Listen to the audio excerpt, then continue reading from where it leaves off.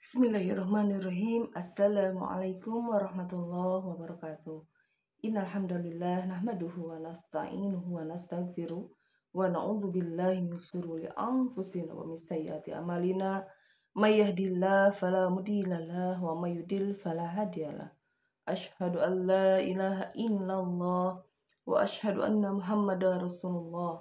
Allahumma shalli ala Sayyidina Muhammad wa ala ali Sayyidina Muhammad. Sahabat Qobun Salim 81 dimanapun kalian berada, alhamdulillahirrahmanirrahim, kita bisa berjumpa lagi di channel Qobun Salim 81 ini. Mudah-mudahan kita semuanya diberi kemampuan untuk selalu mengingat Allah, berzikir kepada Allah, dan tentunya kita semuanya mudah-mudahan diberi kesehatan, panjang umurnya, mudah segala urusannya, banyak rezekinya, diampuni dosa-dosanya, dan mudah-mudahan kita semuanya dimampukan oleh Allah Subhanahu wa Ta'ala untuk selalu mengingat Allah, ya sahabatku semuanya, untuk selalu mengingat Allah dengan cara zikir kepada Allah Subhanahu wa Ta'ala. Amin. Sahabat Qobun Salim 81 dimanapun kalian berada, pada kali ini saya akan memberikan ilmu tentang mengobati penyakit dengan doa, ya. Mengobati penyakit dengan doa. Nah, sahabat semuanya, ya. Penyakit itu ada dua, ya sahabatku semuanya, ada penyakit zahir, ya, dan penyakit batin. Penyakit dohir seperti apa? Penyakit dohir itu ya seperti sakit-sakit di jasad kita, ya, sakit kepala, sakit badan, ya, lambung atau apa saja yang sakitnya yaitu di jasad kita. Dan yang kedua adalah penyakit batin, ya. Penyakit batin yaitu tentang hati, ya sahabatku semua, tentang rasa, tentang hati kita, ya. Nah, sahabat Qobun Salim 81 dimanapun kalian berada, kita sebagai manusia tentunya tidak terus-terusan kita diberi kesehatan, ya. Ada kalanya badan kita merasakan yang namanya tidak stabil, yaitu sakit, ya. Kenapa sakit? Nah, banyak faktor sahabatku semuanya yang mengakibatkan badan kita itu sakit, ya. Kalau sakit kepala, biasanya sahabatku semuanya terlalu ada sesuatu yang dipikirkan yang terlalu amat sangat, ya, yang mengakibatkan kepala sakit, yang seharusnya tidak dipikirkan tetapi cari jalan solusinya. Dan tentunya kita sebagai manusia harus banyak ingat Allah, berzikir kepada Allah, ya sahabatku semuanya. Ingatlah kepada Allah, dan dengan sakit kepala tersebut kita bisa jalan syariat, kita minum obat, ya, obat menghilangkan rasa sakit tersebut, ya. Yang pada akhirnya kita tergantung dengan obat tersebut. Tetapi yang sebaiknya adalah kita berdoa kepada Sang Maha Pencipta Allah Subhanahu wa Ta'ala. Dan wasilah saja, ya sahabatku semuanya, kita minum obat A, B, C, D, ya. Dan tentunya yang maha menyembuhkan adalah Allah Subhanahu wa Ta'ala, ya sahabatku semuanya. Nah, di sini, ya sahabatku semuanya, suatu ketika Syekh Imam Ibnul Qayyim al-Jauziyah ditanya, ya, "Wahai Syekh, seseorang terkena musibah. Sebenarnya ia sadar jika musibah itu berlangsung terus-menerus, ya.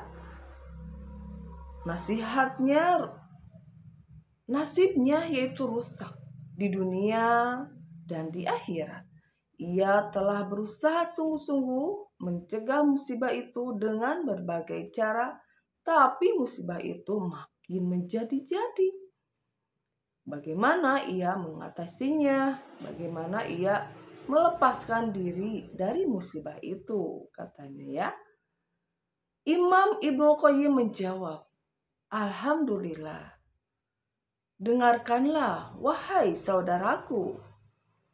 Dalam sebuah hadis, Nabi riwayat Bukhari katanya ya, Abu Hurairah menuturkan sabda Nabi Muhammad Shallallahu Alaihi Wasallam ya, ma anzalallahu da'an illa anzalalahu shifaan katanya ya, yang artinya Allah tidak menurunkan penyakit kecuali menurunkan pula obatnya. Itu ya artinya sahabatku. Nah selanjutnya sahabatku semuanya, untuk setiap penyakit ada obatnya. Apabila obat sesuai dengan penyakit, ia akan sembuh dengan izin Allah. Jadi setiap ada penyakit, Allah turunkan tuh penyakit ya, ada obatnya.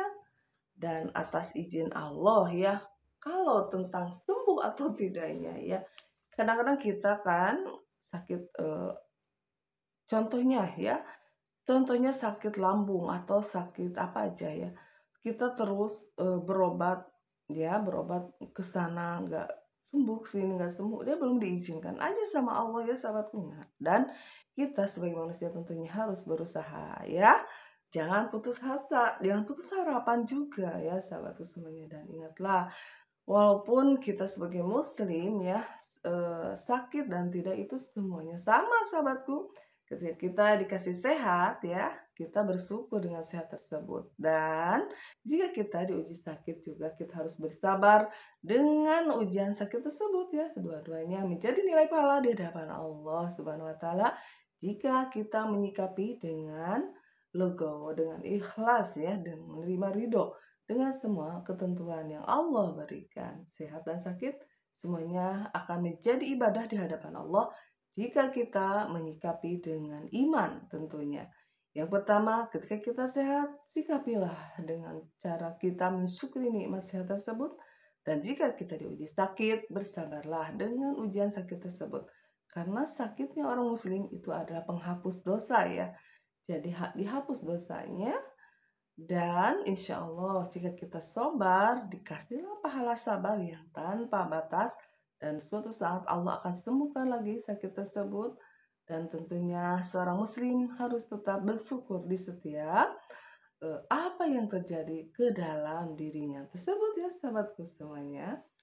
Dan selanjutnya ya sahabatku semuanya, maksud hadis ini ya, apabila seorang diberi obat yang sesuai dengan penyakitnya dan waktunya sesuai dengan ketentuan Allah, atas izinnya orang sakit itu sembuh. Jadi semuanya izin Allah ya, tidak. Kalau Allah belum mentakdirkan ya, belum mengizinkan, intinya sembuh ya sakit gitu.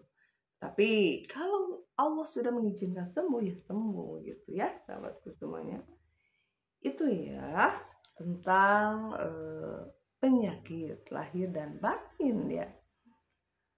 Di sini juga ya, dalam Musnad Imam Ahmad disebutkan sebuah hadis riwayat Usama ibnu Sayarik, di mana Nabi Shallallahu Alaihi Wasallam bersabda ya, Innallaha azi wazalalam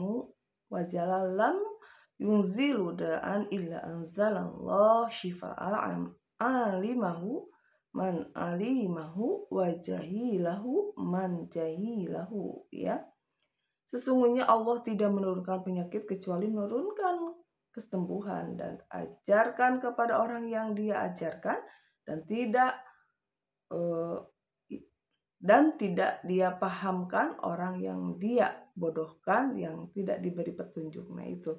Jadi ada yang pintar, ada yang bodoh, itu semua hak Allah ya. Jadi jangan pernah kita mencibir kepada orang yang kurang, dan jangan juga sombong jika orang tersebut menjadi pintar ya, karena semuanya itu hak Allah ya. Ada yang pintar, ada yang tidak, itu hak Allah ya. Boleh kita mencibir dengan semua ciptaan yang Allah berikan ya sahabatku semuanya. Selanjutnya ya, penyakit yang akan dibahas di sini meliputi penyakit hati, ruh, fisik, dan obat-obatnya. Nabi Muhammad SAW mengategorikan kebodohan sebagai penyakit. Obatnya adalah bertanya atau belajar kepada orang pandai. Abu Dawud meriwayatkan penuturan Jabir bin Abdullah.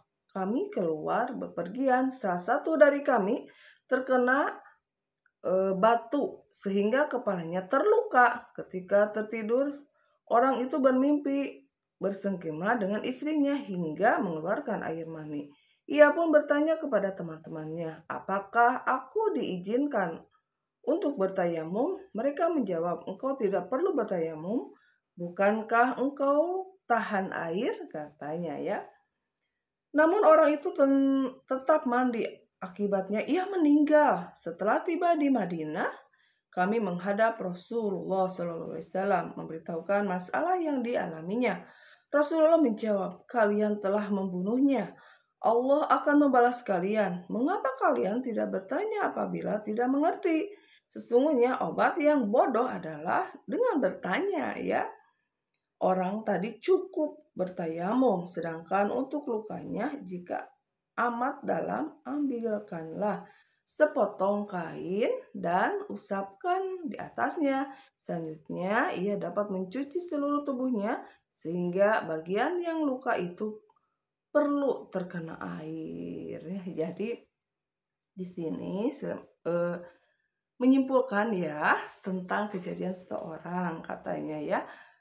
Dia itu melakukan senggama di mimpinya dengan istri sampai mengeluarkan air mani dan bertanya ya tentunya, apakah saya harus mandi atau bertayamum ya? Nah, karena dia sakit ya, seharusnya dia itu bertayamum saja ya.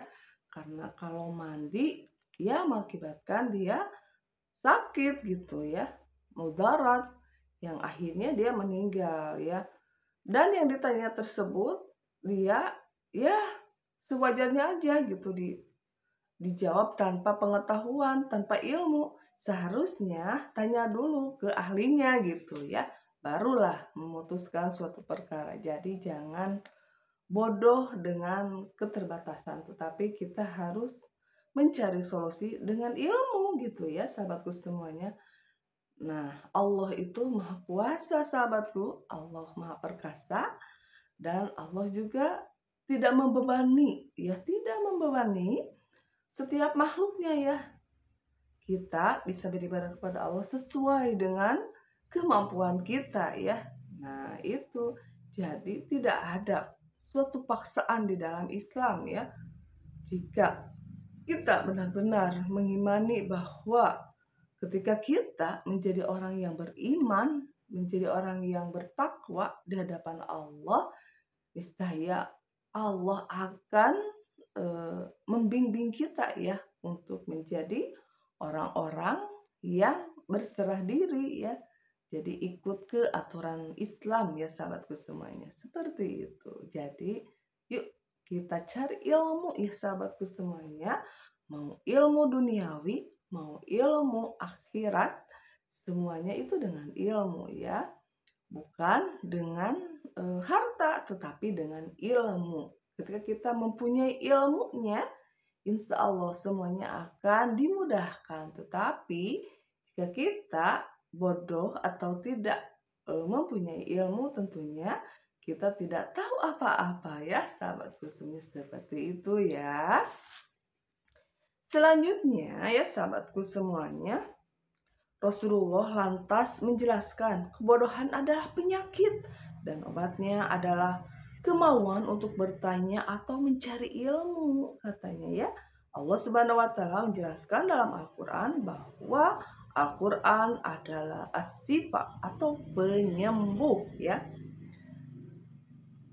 Di sini di surah Al-Fussilat ya ayat 44 yang artinya adalah katakanlah Al-Quran itu adalah petunjuk dan penawar bagi orang-orang yang beriman. Jadi Al-Quran itu adalah petunjuk ya, petunjuk dan penyembuh ya Al-Quran itu. Jadi ketika kita sakit ya, mau sakit lahir batin, yuk kita baca Al-Quran karena Al-Quran adalah penyembuh untuk sakit kita ya.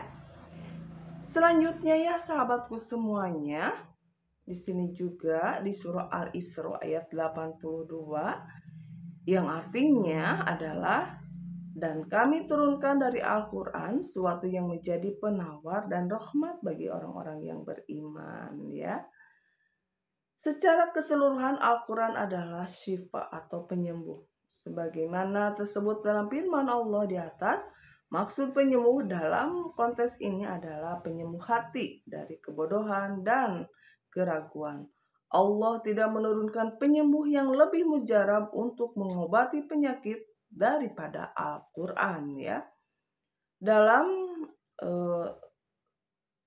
Sahih Bukhari dan Sahih Muslim, Abu Sa'id meriwayatkan beberapa sahabat Nabi Shallallahu Alaihi Wasallam menempuh suatu perjalanan jauh. Ketika tiba di salah satu perkampungan Arab, mereka mohon izin kepada penduduk setempat untuk singgah. Permohonan mereka ditolak. Mereka pun pergi. Saat itu kepala kampung dipatuk ular hingga pingsan.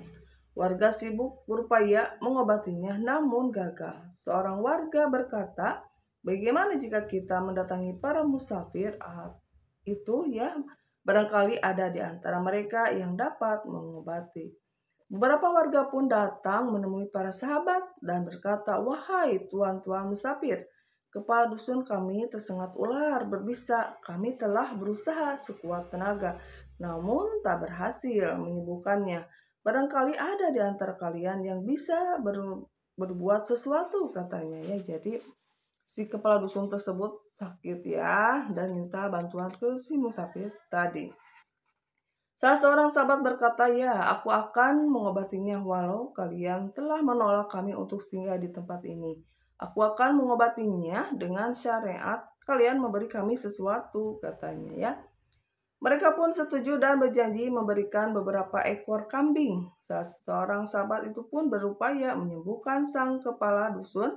Ia membaca surah Al-Fatihah sampai selesai. Syukurlah, kepala dusun yang sakit itu pun bangkit dan sembuh total, seakan tidak pernah terkena apa-apa. Sesuai kesepakatan, orang yang mengobati itu diberi beberapa ekor kambing seperti yang dijanjikan. Para musafir menghendaki agar kambing itu dibagi-bagikan, namun orang yang mengobati berkata kepada teman-temannya, kita tidak akan melakukan apa-apa hingga kita bertemu dengan Rasulullah. Kita akan menceritakan apa yang telah kita lakukan dan menunggu keputusan beliau, katanya ya. Mereka pun menghadap Rasulullah Shallallahu Alaihi Wasallam dan menceritakan kejadian itu. Beliau berkata, siapa yang memberitahumu bahwa Al-Fatihah itu ruqyah, jampi-jampi? Engkau telah tepat ya melakukannya. Bagi-bagikanlah kambing itu dan berilah aku sebagian, katanya ya. Bacaan Al-Quran tersebut ternyata mampu menyembuhkan dan mengatasi penyakit secara total, seolah-olah tidak pernah terjadi apa-apa. Al-Fatihah merupakan obat yang paling mudah. Seandainya dipakai untuk pengobatan secara baik, seorang tentu akan melihat hasil menakjubkan ya. Seorang sahabat Nabi pernah menuturkan, aku tinggal di kota Mekah selama beberapa waktu. Aku menderita berbagai macam penyakit dan tidak menjumpai dokter maupun obat. Maka aku mencoba mengobati diriku sendiri dengan surah Al-Fatihah. Ternyata aku sembuh. Karena itu aku menyampaikan hal itu setiap kali ada orang yang mengeluh sakit. Setelah mempraktikannya, kebanyakan mereka sembuh dengan cepat ya. Nah itu ya wasilah surah Al-Fatihah ya. Jika kita yakin sahabatku dengan surah Al-Fatihah, insya Allah sembuh ya penyakit apapun ya sahabatku semuanya. Karena Allah yang mempunyai sembuh ya. Selanjutnya sahabatku semuanya, pelajaran yang dapat diambil dari kisah ini adalah bahwa segala macam zikir, ya, ayat, dan obat bermanfaat untuk penyembuhan. Tapi terkabulnya doa sangat ditentukan oleh kekuatan dan kemauan keras orang yang bersangkutan. Datangnya kesembuhan sangat dipengaruhi oleh pelakunya. Tidak terkabulnya suatu doa kadang akibat adanya penghalang kuat yang menghalangi kemanjuran obat tersebut. Merupakan sifat alami obat-obatan bahwa jika zat kandungannya kurang kuat, ia akan gagal menyembuhkan penyakit. Jadi, jika menginginkan obat berfungsi secara sempurna, seorang harus memenuhi syarat penggunaan obat tersebut ya. Demikian pula dengan hati, jika memakai doa sebagai obat dengan keyakinan akan terkabulnya doa tersebut, si pemakai harus mempunyai jiwa yang semangat. Ini akan berpengaruh besar dalam upaya menyembuhkan sebuah penyakit ya. Demikian pula dengan doa untuk kepentingan lainnya. Ada beberapa sebab yang membuat doa terkabul, baik dalam menolak hal-hal yang tidak dikehendaki maupun mendapat hal-hal yang diharapkan. Ada pula hal-hal yang memperlambat makbulnya suatu doa. Ini mungkin akibat kelemahan pada doa itu tersendiri, yakni doanya tidak dikehendaki oleh Allah atau kelemahan hati orang yang berdoa. Bisa juga karena orang itu tidak mengerahkan jiwanya secara sungguh-sungguh dalam bermunajat kepada Allah, sehingga tidak konsentrasi pada saat berdoa. Ibarat busur panah yang berada pada tingkat kecepatan yang sangat lemah, sehingga anak panah yang keluar dari busur pun melesat lambat ya. Jadi doa tidak dikabulkan akibat adanya penghalang. Misalnya makanan haram, dosa, dan hal-hal lain yang dilarang Allah, seperti dianjurkan dalam hadis yang diriwayatkan oleh Hakim dari Abu Hurairah. Berdoalah kepada Allah dan kalian harus yakin akan adanya ijabah, jawaban dari Allah. Ketahuilah Allah tidak akan menerima doa dari orang-orang yang lalai. Nah, itu ya sahabatku semuanya. Jadi semuanya itu ada obatnya ya. Intinya semua sakit itu ada obatnya sahabatku semuanya, terutama surah Al-Fatihah itu bisa menjadi obat ya, menjadi obat kalau kita membaca surah Al-Fatihah. Kalau kita yakin, insya Allah itu menjadi obat ya. Dan obat tersebut akan cepat mujarab dikarenakan yang pertama si pembacanya itu yakin bahwa Allah Subhanahu wa taala akan menjawab doanya. Yang kedua tentunya makanan yang dimakan oleh si pendoa tersebut harus makanan yang sumbernya halal ya, bukan sumber dari haram. Karena sumber dari haram doanya tertolak ya sahabatku semuanya. Jadi yuk kita belajar sahabatku semuanya menata hidup kita ya. Dan tentunya kita harus memperhatikan makanan yang kita makan, karena setiap doa itu diijabah insya Allah oleh Allah Subhanahu wa taala, asalkan orang tersebut benar-benar yakin dengan doanya.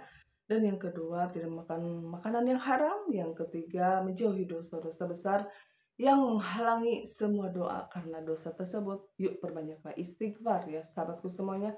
Itulah pembuka dari setiap doa, istighfar, banyak istighfar dan memperbanyak sholawat tentunya kepada Nabi Muhammad Sallallahu Alaihi Wasallam. Allahumma sholli ala Sayyidina Muhammad wa ala ali Sayyidina Muhammad, dan perbanyaklah istighfar. Astagfirullahalazim wa atubu ilaihi ya.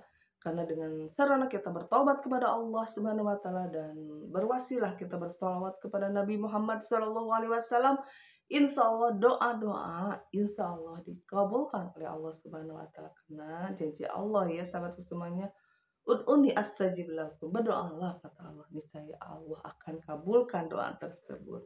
Asalkan kita yakin dengan doa tersebut ya. Dan surah Al-Fatihah adalah pembuka ya. Pembuka dari suatu hal yang menutupi kita dan penyembuh dari semua penyakit dohir dan batin kita tentunya. Terima kasih sahabat-sahabatku semuanya sudah menyimak channel Kaum Muslimin 81 ini ya. Mudah-mudahan dengan ilmu ini ya, cerita yang sudah tadi saya utarakan juga ya sahabatku semuanya menjadi manfaat ya, khususnya untuk saya pribadi bisa mengamalkannya, umumnya untuk kalian semuanya yang mendengarkan di sana ya. Nah, itu ya sahabatku semuanya, jangan takut, ada Allah di atas segalanya. Ada Allah yang maha kuasa. Jika kita tidak mempunyai uang untuk berobat, yuk bacalah surah Al-Fatihah ya sahabatku. Bawa air ya sahabatku semuanya, kita baca surah Al-Fatihah. Minum air tersebut dan yakin hanya Allah yang maha menyembuhkan ya. Terima kasih sahabatku semuanya ya. Mudah-mudahan ilmu ini bermanfaat untuk kita semuanya. Amin ya Allah ya Rabbal Alamin. Nah sahabat Kaum Muslimin 81 dimanapun kalian berada, dukung channel ini ya sahabatku semuanya dengan cara like, subscribe, and komennya. Billahi taufik wal hidayah. Wassalamualaikum warahmatullahi wabarakatuh.